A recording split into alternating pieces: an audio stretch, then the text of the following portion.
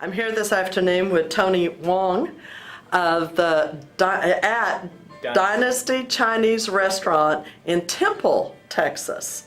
And you were an election judge as well on March 1st. Tell me the story at your precinct and what happened. Our precinct, probably about 12 o'clock, I was counting our ballots because I like to do things early to figure out how many ballots I have total. We had about 120, 130, roughly somewhere around there. And then we were already halfway through, and the election was it wasn't even halfway through yet. Right. So I knew I'd run out, so I called the election office to get more ballots, and we were able to get it within the next hour.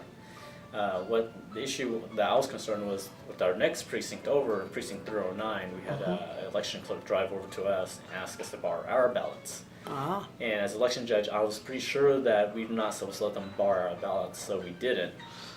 Instead, we called the elections office and asked them, and said, no, they can't borrow ours, because ours is printed out with Precinct 310. For your precinct. Exactly. Yes. So, what they told me was they had ordered theirs about 2 hours ago. This is what I was, what she was telling me. She said, we ordered it about 2 hours ago. They haven't gotten it to us yet, and we have a lot of voters that are getting turned away because people don't want to wait. So they weren't able to vote. So the voters chose to leave instead of waiting. Right. Yeah. And I mean, I'm not sure what they told their voters because I wasn't there at the location. Right. But there's no way for them to vote provisionally because they don't have no ballots. True. Yeah. Before they left, and I was thinking to myself, I should have told them to come over to our location, maybe just vote provisionally. But I was pretty sure we would have ran out of ballots again if that had happened. But the reason why I knew that there was an issue over there with running out of ballots at the end of the election, when I looked at the results, they had right around 100 voters or less total.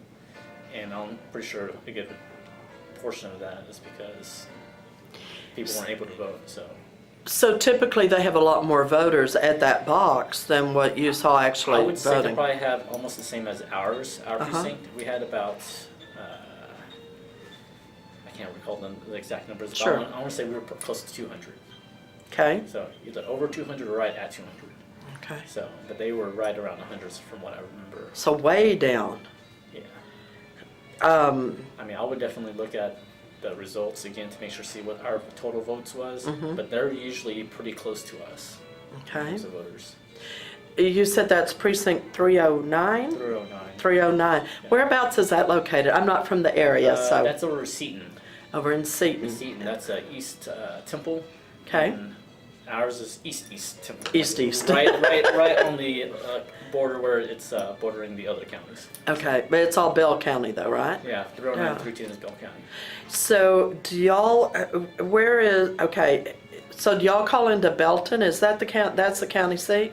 For the ballots, we called the election, I can't remember what their names are, like the actual official title, but I know we called Sean and Matt and their workers, but we called the first number, second number, third number, fourth number. Everybody was busy. That's what I was hearing, that a lot of the calls went directly to voicemail, that it was extremely challenging. They were, they were backed up and they were overwhelmed. I wouldn't say it's entirely their fault, but from what I know is we called 1, 2, 3, 4, 5. Now when we ordered the ballots the first time, I called down the list maybe twice, not the whole list, but called 2 different numbers. I reached somebody.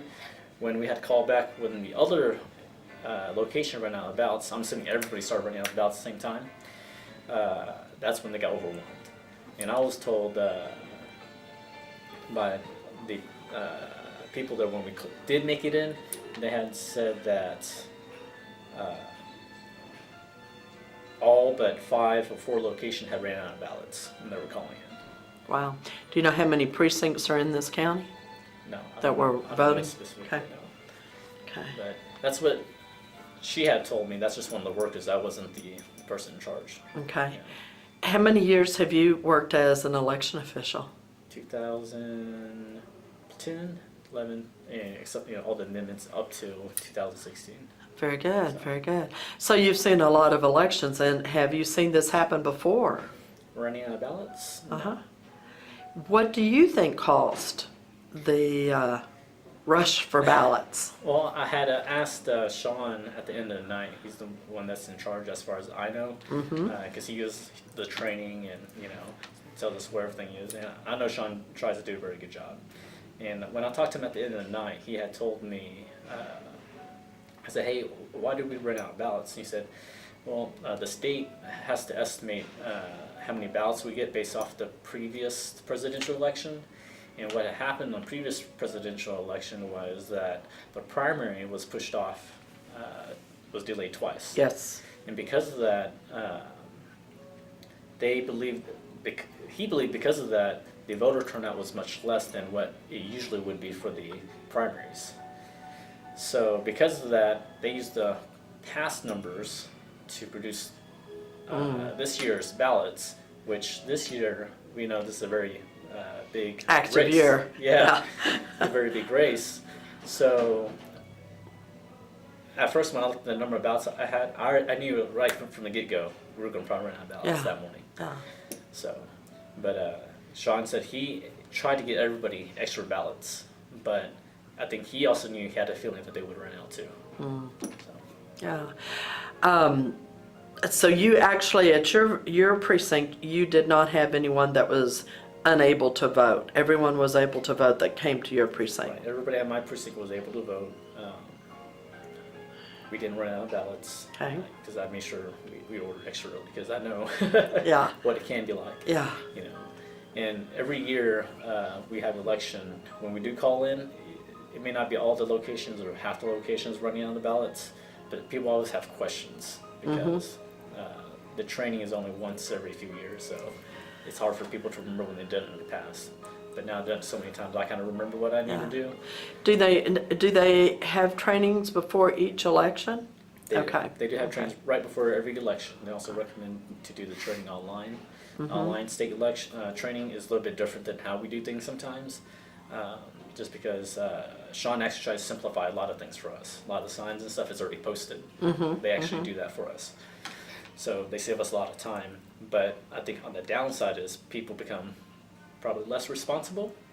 Oh, good comment. Yes. Right, because people, they could cater too much or taken care of too much. So, but as a business owner, I see both sides. I appreciate that gesture, and I definitely take very grateful for it. I think some people that might take it for granted, and when they come in, they don't know what they're doing. So every time an issue comes up, they probably call in. Yeah, absolutely. Since the election, and the word has gotten out about people being turned away and not getting to vote, or being, we even heard that some were told to vote Democrat or go home. What have you heard personally? I heard a lot of the other locations ran out of ballots, and that came from one of the workers that was making copies of ballots to send out to other locations. So, and what I heard specifically was all but 4 or 5 locations had run out of ballots. Wow. But when I asked Sean about it, he said maybe not that many. But, at the same time, he probably doesn't want to get too much trouble for not having the ballots available also. But, when the state says this is how much you have, that's only how much you can do. But I don't know who's really in charge of making that decision. Yeah.